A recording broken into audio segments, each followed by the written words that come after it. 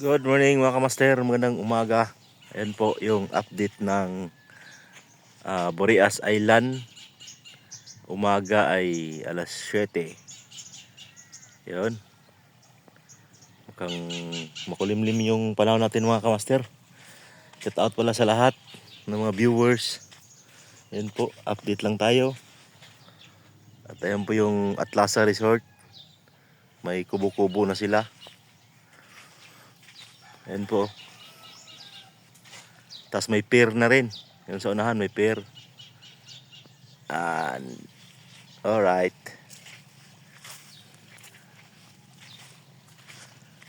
Ayan po, ganoon pa rin. At ayun po yung pier ng Atlasa, may nilagyan sila ng pier. Papunta ata sa Inamusula. Ayun, Inamusula. Lapit na. So yun pala mga kamaster, at may pagawa naman tayo ng bangka. Thank you very much sa ating kumpare. Ayan, shout out po paring Ruel at paring Maring Emilia. Yan po yung lettering niya. Yung fiber dati na fiberglass yung kay Igor, yung binigay sa akin. Yan po yung pinagawa natin. Ayan. Tapos na po siya mag-lettering. Ayan na. May bago na naman tayong adventuran. Yun, makakapag-vlog na tayo nito. Kasi may bago na naman tayong pag-adventuran, no? Ayan po. At kakapintura ko lang ng mga tarik, katig. Ayan, mapansin nyo, makintab siya. Ayan.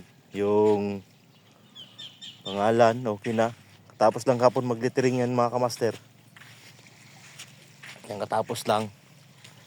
At okay na rin siya. Alright.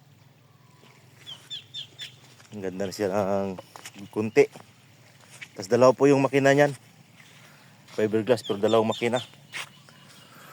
Yan po yung makina niya. Kasi dati isang makina lang yan. Ngayon pinalagyan ko ng dalawa kasi yung bangka ko dati sira na. Diyan ko na lang pinagawa. Ayun. Okay.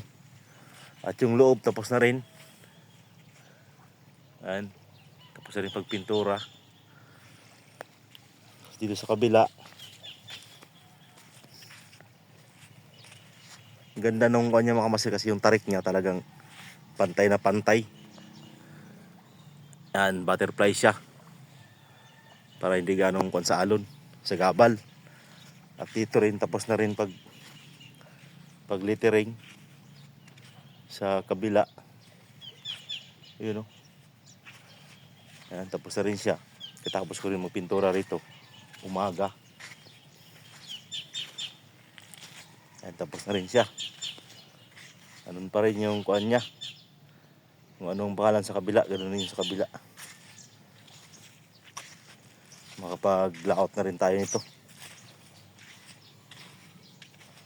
Ayan. Ayan po. Right. Ayan, tapos na siya. Tapos dito.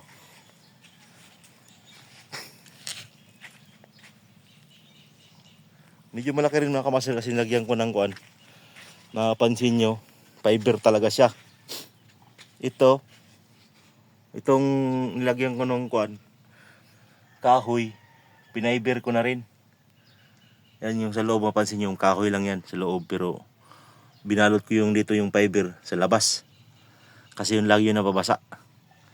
Yan sa loob, nilagyan ko na rin lang kapan para hindi ganong makuha yung ilalim niya. Yung kamarote niya medyo okay rin naman. Ang simple lang. Yan. Malapit na tong malugsad mga kamaster, kunti na lang. Yung makina na lang. Kasi medyo magastos pa yung makina ng kunti. Kasi may diferensya na yung isang makina. Kaya papayos ko pa. And alright. Ganda na ng bangon ng kuan niya. Tarik. Okay na. Panglaban to sa alon. Thank you very much.